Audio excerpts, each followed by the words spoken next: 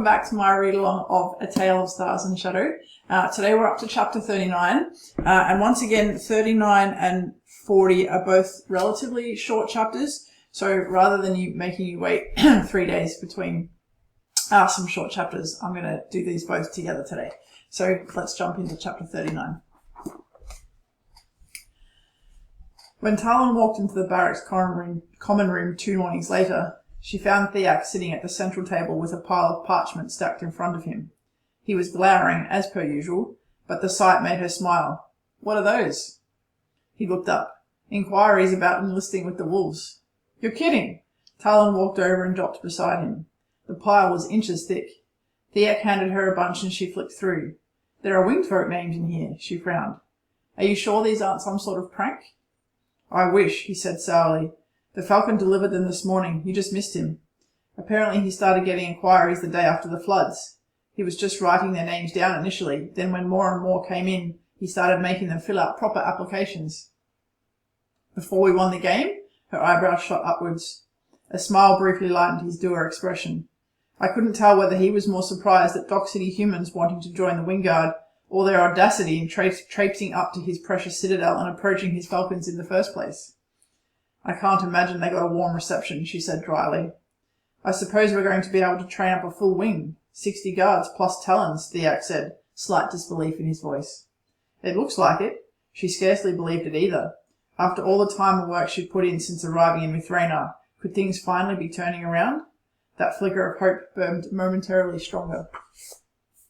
"There are over 50 names here," Theak muttered. Shit, that sobered her quickly. She'd gone from reckless Callan warrior to King Shield Guard to now suddenly responsible for building a full wing of warriors. Sari would have laughed if she'd seen her now. "Carvey, Captain?" Tearslin ducked his head in from the kitchen doorway. "Please." She didn't look up from the parchment in her hand. "And bring the others. We need to have a meeting." "What, no run this morning?" Zamrel strolled in, stopping and whistling when he saw the pile of parchment. "Have we run out of kindling for the fire or something?" "They're applications for enlistment." "Oh," he paused. "Why do we have them? Shouldn't they be on the Falcon's desk?" "They're applications to enlist with the wolves." "Oh," he said again, then started, eyes widening. "With us? Seriously?" "Did I just hear right?" Corrin appeared with Tearslin and Helen behind him. "People suddenly want to enlist?" "They do." Talyn thanked Tearslin as he handed her a mug of Carvey, then motioned for them to sit on the chairs around the table. "And we're going to look at the applications together." Beside her, Theak coughed. She turned to him, dropping her voice. "They've earned the right to be involved in this decision." "Yes, of course," he nodded, amusement flashing over his face. She gave him a look, then turned back to the others. "We'll do interviews with all the applicants we consider. I don't care about previous experience or what they do for a living. If they've got what it takes to be a wolf, we'll accept them. That's how you all got here, and that's how it will stay. It's what makes you different from the Falcons, and in my opinion, it's what makes you better. An applicant must have the full agreement of all 6 of us before we take them. Agreed?" A series of nods. Everyone but Tearslin still looked rather flawed. "We're also going to ignore the Wingguard's ridiculous rule that women can't become warriors. If they've got what it takes, we'll have them, male or female." Nods around the room. "We're also going to accept wingfolk if they want to join, and we think they're a good fit," Talyn said carefully. "If they're half as decent as Tearslin, I'm all for that, Captain," Zamrel said quietly. Everyone stared at him, and Tearslin looked unaccountably touched. His arrogant tone vanished momentarily as he spoke. "Thanks, Zamrel. And for what it's worth, the Falcon offered me my pick of falcon wings last night. I chose to stay with the wolves." "Good lad." Theak gave him an approving look. Talyn wondered when the last time that had happened in Mithrana, a human giving a winged man an approving look, or a winged man smiling back with genuine affection. The hope wriggled inside her again. "Life isn't going to be any easier. I'm going to demand the same high standards from you and the new recruits, and eventually you'll have guard duties added to your training." She spoke around the lump in her throat. "If any of you have decided that this life isn't for you, you've earned your discharge along with a pardon." She hadn't gotten Ravani's permission for that yet, but if any of them wanted it, she would do whatever it took to make him agree. She no longer wanted wolves that had no choice but to be where they were. "I'm staying," Corrin said fervently, words tripping over themselves. He spoke so quickly. "Me too." Halun crossed his arms over his chest. Tearslin's wings rustled. "I already told you I'm staying." "Same here, Captain," Theak muttered. Unable to help herself, her gaze went to Zamrel, her most reluctant and cynical wolf. He'd hated being caged by the wing. If he wanted to be free, she wanted nothing more than to make that happen for him. He was watching her, pale blue eyes for once stripped of derision. She sensed him wrestling with himself, making a choice between trust and a new life, or going back to the life he'd always known. The other wolves said nothing, letting him come to his decision. A smile threatened to break free when she noticed all of them unconsciously leaning towards him. Even Theak's hand curled into the fabric of his breeches where it rested on his knee. "I'd like to stay, Captain," he said so softly she barely heard the words. Almost instantly the room relaxed. Talyn leaned over to punch him in the shoulder. Theak gave him an approving nod. Corin beamed from ear to ear. "Well chosen, Zamrel," Halun spoke with his usual quiet dignity. She was struck by the strength of the bond that had developed between them. She hadn't realized how strong it had grown. Sadness licked at her. Such a bond was a wonderful thing, but it could hurt too. "All right then." She made her voice brisk and began dividing up the parchment into 6 piles. "Let's start reviewing these. The ones you like, put them in a pile on the left. The ones you don't, a pile on the right. We'll interview everyone in the left pile." There was a brief silence. Then, "I can't read." It was Zamrel who had spoken, and it wasn't the words that surprised her, but the lack of self-contempt or challenge in them. "I can't read either," Corin admitted. "I've started learning from my sisters when I visit, but I can only recognize basic words." "In that case, how about we work in pairs?" Talyn suggested. "I'll work with you, Zamrel, and I'll read each application aloud. Halun can work with Corin." "Could you—" Zamrel hesitated. "Maybe you could teach me as you go?" "You promise not to start spitting and snarling at me, and I'd be happy to." "As long as you don't get all superior, I'll be patient," Zamrel scowled. Talyn glanced at Theak. "That sounds like a plan. And from now on, Theak and I will be down in the mess at half-turn after dinner each night if either of you wants extra reading lessons." "Actually, Captain," Halun spoke quietly, "I've some teaching experience. I'd be pleased to run lessons of an evening, writing too, for the new recruits as well." "Thank you, Halun." Talyn smiled at him. "Let's get down to it." The sound of shuffling papers filled the room as the wolves settled back into their chairs, brows furrowed in concentration, Halun and Talyn's voices sounding as they read their applications. Talyn took a moment to smile at their focused concentration, then turned to her own pile. By the following morning, they had a short list for interviews. Many were poorer humans from Dock City, some seeing a way out of their difficult lives, others wanting to repay what the wolves had done during the flood. But there were also wealthier humans amongst the applications, and a handful of winged folk. A week later, she and her wolves had spoken to all of them and chosen who they wanted to take on. Ravnia frowned at her when she handed him the list of 20 names. "A full wing has 6 details of 10 warriors, plus a talent for each detail, Captain." "Yes, sir. However, given we have limited resources to undertake training, I thought it better we start with a smaller number, 2 full details of 10 guards. Once they're up to speed, I'd say 6 weeks for basic training. We'll accept another intake of 20, assuming you continue to get more applications," she paused. "And then a third intake once the second has completed training. With that timing, Prince Kuan will have a fully manned wing by the time my posting has finished in 12 months. Train 2 full details at a time." He considered that for a moment, then his face cleared in surprise. "You want to keep Theak as your second, and promote each of the existing wolves to a Talyn?" "Eventually, yes. I think you'd be surprised with how well suited they are for it, sir." He nodded. "Very well, Captain. I'll send out the enlistment notices today and ensure the barracks are properly equipped for the new recruits, including uniforms and weapons. They'll be ordered to report in 2 weeks, if that suits you." She considered that for a moment. 2 weeks meant they'd finish basic training by early 9 months. "Yes, sir. Thank you." He gave her a long measuring look. "I will admit to being thoroughly surprised, Captain. The way your wolves played, the skill they showed, well, to be blunt, I would have called it impossible. You're everything that was advertised." So she passed his test. She was surprised how little that mattered anymore. "I'm not anything if you can't get Prince Kuan to let us guard him, sir. Without that, the wolves are a well-trained protection wing with no purpose." "Understood." He hesitated, jaw working. "And while I respect what you've managed to do with your wing, you need to be careful, Captain. You've been here long enough to understand why, I hope." "I do." It was her turn to hesitate. "What will the consequences be for our win?" "I hope there will be none." Ravnia was grim, suggesting he didn't believe his own words. "As much as it rankles you, Prince Kuan's utter disinterest where the wolves are concerned will help. Still, there are a lot of unhappy winged folk. I recommend you all keep your heads down." "Thank you, sir. I understand." Okay, that's the end of chapter 39, so let's go straight into chapter 40. 2 days after her conversation with Ravenir, Talyn was summoned to attend the Queen. A young falcon came swirling down towards Talyn as she and the wolves finished up drills for the afternoon. She gave him a nod of acknowledgement when he landed beside her. His wings were an entrancing violet in colour, and he held himself with the same casual arrogance that Talyn did, indicating he was nobility too. "Can I help you?" "The Queen would like to see you right away, Captain," he said formally. Talyn frowned. "What for?" "I don't know. The order came via the falcon." Talyn sighed and waved Theak over, stepping away so she could speak to him privately. "The Queen has summoned me, and apparently it can't wait." Concern flashed in Theak's dark eyes. "Be careful, Captain." Talyn dropped her voice. Gone were the days when she discounted what her cynical second had to say. "You think I should be worried?" "The royal family is a pit of vipers, Captain, and the Queen rules them," Theak murmured, "and we just showed up her wingguard in that alleya game." Then there had been her conversation with Ravenir. He'd warned of consequences too. Dread swirled in her, but she tried her best to ignore it and clapped Theak on the shoulder. "I'll be fine." The falcon straightened as she crossed back to him. "You'll take me to her?" "Yes, Captain," he hesitated. "Can I ask, well, that is, you taught Lord Stormflight how to do that shield?" "I did." He frowned. "But how is it that a human could teach one of us how to use our magic?"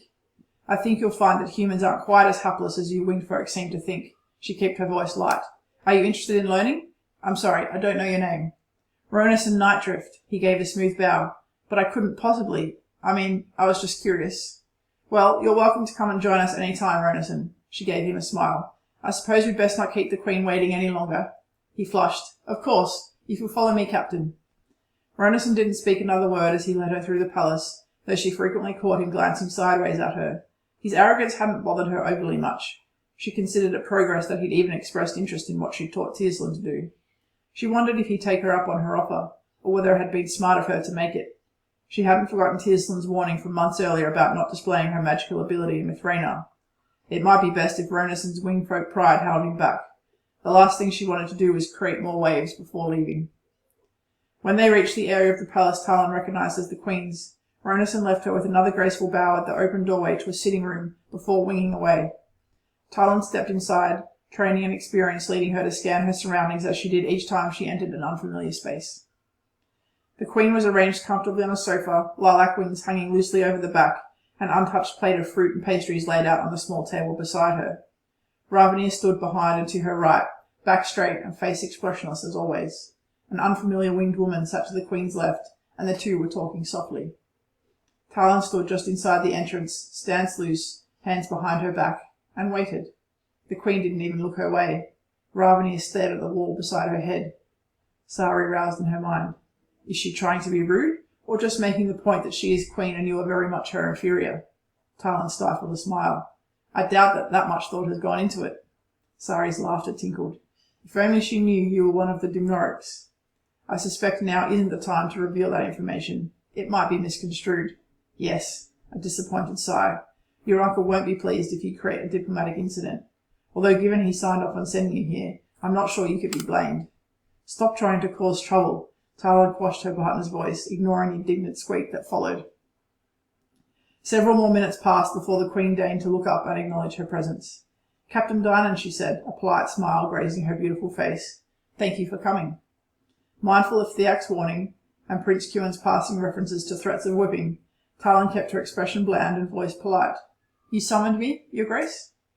Piercing blue eyes watched her for a long moment, and Talyn endured the scrutiny stoically. Training to be a protective guard had its benefits. Fidgeting was frowned upon and quickly beaten out of any recruit. Yes, it occurred to me that I had yet to officially meet the woman in charge of my youngest son's safety, she said eventually. Or she finally noticed you were here after your wolves trounced her wingguard at alleya in front of the whole population, Sari muttered. Talyn stifled another smile, managed a smooth bow. I am sure you are very busy, Your Grace. Talyn Stormflight's parents came to see me recently. They were very upset. That blue gaze was unrelenting. Although Talyn couldn't detect a question in there anywhere, the Queen was looking at her expectantly. She cleared her throat, trying to come up with something polite but not inane. I'm sorry to hear that. Can I ask what upset them? Since he distinguished himself so well in the alleya game, he has had offers from the captains of several accomplished falcon wings to join them, she said. It seems that he's turned them all down to remain with your wolves. I'm sorry, Your Grace. I don't think I understand your concern.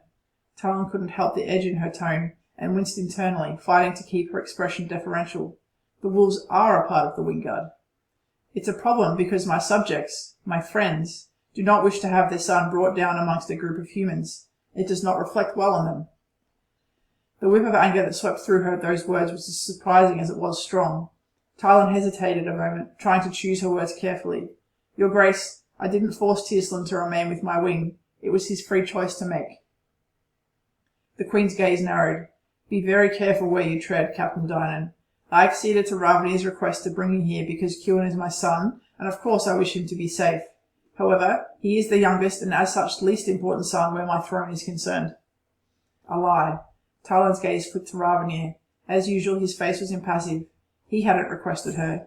But of course they weren't the only ones in the room. The Queen's friend was listening intently while she daintily ate a pastry and pretended not to be, and several falcons were just outside the door. Figure it out later. The Queen is staring at you, Sari hissed. Swallowing, she returned her attention to the Queen. Aware she was on shaky ground, she attempted to be honest and diplomatic at the same time. Your Grace, I would like you to understand that because Prince Kewin is my charge, he is my priority. Something unreadable flickered in the Queen's eyes. Be that as it may, Talyn Stormflight will return to the wingard. Talyn frowned. Your Grace, his choice is to remain with His choice has nothing to do with it, the Queen's mouth thinned. And neither does yours. Talyn goes back to the wingard. Am I clear, Captain Dynan? Her fists curled at her side, but she forced them to unclench and used every bit of control she possessed to keep her face calm. The falcon assigned me to the protection of Prince Kewin. I am trained for this, Your Grace, and I assume that is why my presence was requested in Mithraina. However, I can't protect your son properly if I'm held back from doing my job. Talyn is an integral part of... No winged man is integral to any wing of humans. The Queen cut her off, voice cold and cutting. You think you've proven something by winning a game of alleya? In a real fight, your humans wouldn't have stood a chance against my falcons.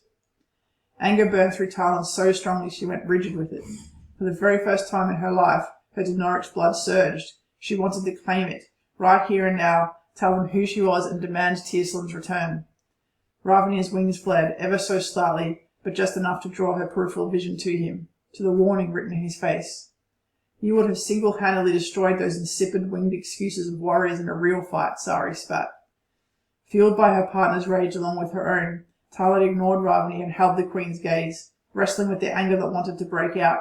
Her fury must be unmistakable, no doubt her Denaric eyes blazing with it. And then the blood drained from the Queen's face, eyes widening in shock and something like fear. It shook Talyn, broke the hold her anger had over her. Some clarity returned. Your Grace, Ravania asked in concern, are you all right? The horror vanished from the Queen's face as quickly as it had come, and the coolly arrogant mask returned. Talyn wrestled a grip on her anger and forced it down deep. Her Denoric's name wasn't going to change anything for Talyn, and it might anger them enough to send her home. I'm fine, she snapped. Captain Dynan, I hope I have made myself clear. The decision is yours, Your Grace. Talyn inclined her head. Her mouth thinned. Talyn hadn't managed to entirely hide the edge to her voice. I understand you are in the process of enlisting new recruits for your wing. Any winged person who applies will require the permission of their family, she said. I hope I've made myself clear, Captain. Yes, Your Grace. Good. You're dismissed. She turned and left before the words had even finished coming out of the Queen's mouth. She couldn't hear anything above the angry thud of her boots on the marble and the noise in her head, a furious scream that had had no outlet back in the audience chamber. Captain! Ravania had to shout as he flew up behind her. What? She snarled, spinning on him, still seething. The two winged names on your list, Leodin Skywing and Lyra Songdrift. I've already spoken with their families on your behalf. They've been given permission to enlist with the wolves. She huffed a furious breath. So you knew this was coming? You said nothing when we spoke of it the other day. That's my prerogative. His voice warned her she was stepping close to the line. She stiffened. Excuse me, sir. I have to go and deliver the news to Talyn. He already knows. What? His parents sent the order while you were in with the Queen. He'll be gone by the time you get back to the barracks. She gritted her teeth, a wave of sorrow sweeping over her at the thought of anyone but her delivering that news to Talyn. Where will you put him? He'll stay in the protection flight and go into the wing assigned to Queen Council members for now, though he'll struggle to be accepted amongst the other falcons after being a wolf. Once a spot opens up in one of the elder prince's wings, his family name will ensure he gets transferred in there. Talyn speared Ravania with a look, saying flatly, what a waste. But you agree with what she's done, don't you? I do as my queen commands. That's my job. I think you're forgetting that's also your job while you're here. Oh, I'm under no illusions about whose command I'm under. She hadn't forgotten the way the Prince of Night had looked at her immediately following the Wolves' victory, and anger made her reckless. Are they really the Queen's commands, or Prince Mathanas's we're all following? His eyes flashed. You go too far, Captain. She shrugged. I don't care. You should, unless you want to see the worst of your wing disbanded and sent back to the cells. That checked her like nothing else could. She was responsible for others now, not just to herself. She took a deep, shuddering breath. You don't actually agree with her, do you? That in a real fight those falcons would have beaten my wolves? Ravenier's face hardened, but he looked away from her. I am glad, Captain Dynam, that our two kingdoms are allies. I would not like to face you in war. You could make them better, your falcons. He gave her a bitter smile. Not if I wanted to keep the wingfolk happy. Now please, Captain, that's enough for one day. Leave before you make things worse. Some of the life was gone from the barracks when Talyn stepped into the common room a short time later. Theak stood by the fire, glowering, while Corin, Zalmal, and Halun sat morosely in chairs. Theak's eyes went straight to her. There's nothing you can do? She swallowed. She'd never felt more powerless or helpless in her life. No. I tried, but no. This is because we won. There was no life in Zalmal's voice. Yes, she said honestly. What about Liaden and Lyra? Corin asked. They've been given permission by their families to join us. Theak barked out a bitter laugh, because they're both younger children of winged families with no ties to the nobility. Halun heaved his bulk out of the chair. This isn't right, he said, then stalked from the room. Zalmal followed without a word. Talyn looked helplessly at Theak, but there was no reassurance there. His glower deepened, and he left too. It's not your fault, Corin offered. She shook her head. Then why do I feel like it is? Okay, that's the end of chapter 40. Now, as always, now is the time to jump out. If you'd like to avoid spoilers, there will definitely be some spoilers in this, all the commentary, and spoilers that are beyond just this book too. So definitely a big warning there if you'd like to jump out now. And if you are leaving now, I hope you really enjoyed that. Please consider liking and subscribing on your way out. That really helps me. And I really look forward to seeing you for the next chapter soon. Otherwise, shall we step aside and have a little chat about these two chapters?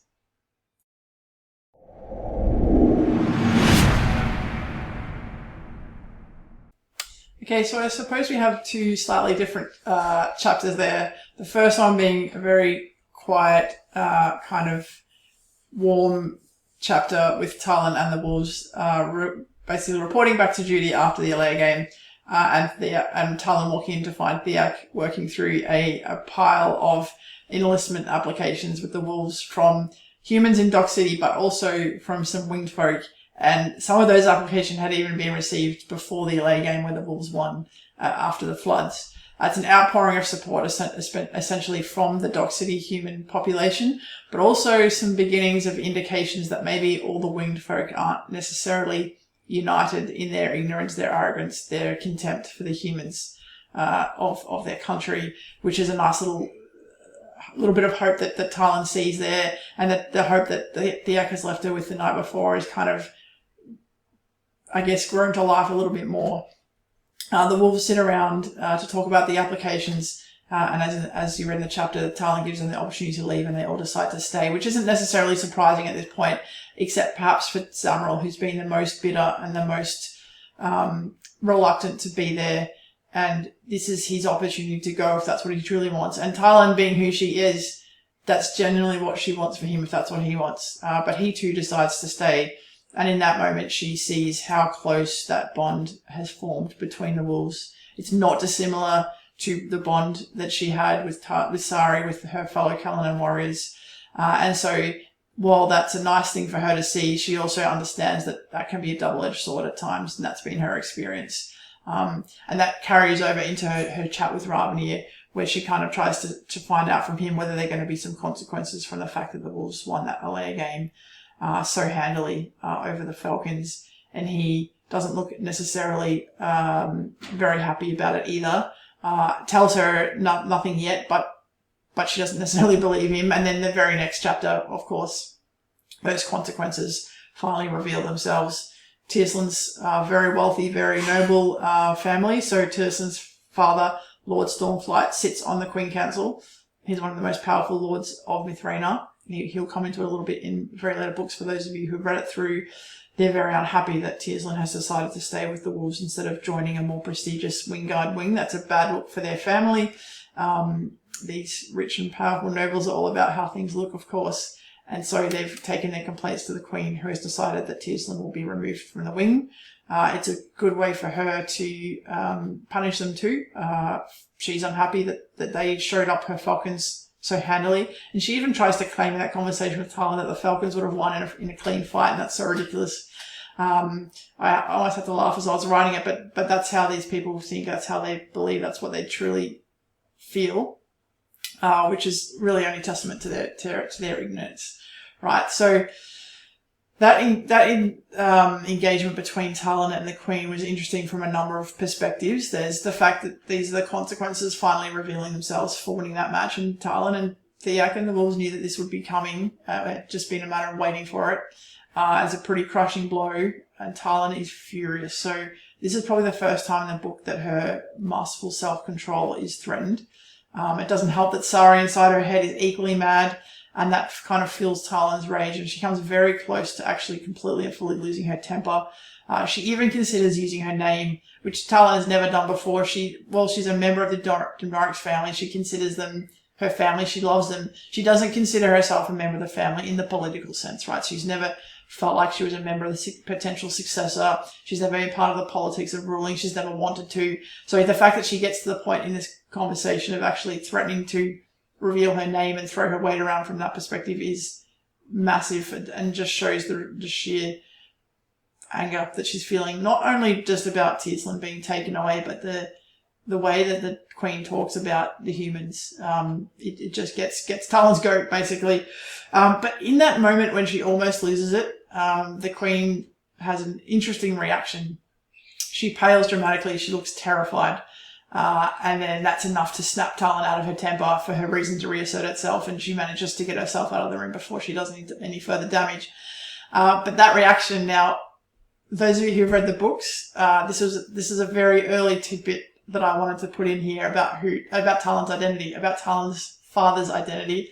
Talyn's father being the scion of the Siantar family, and fleeing because of his engagement with the Shadowhawks activities in the past. And Talyn being his daughter, she is a member of the Siantar family, and the Queen who knew the Siantar family, one of the ruling members of the Queen Council too.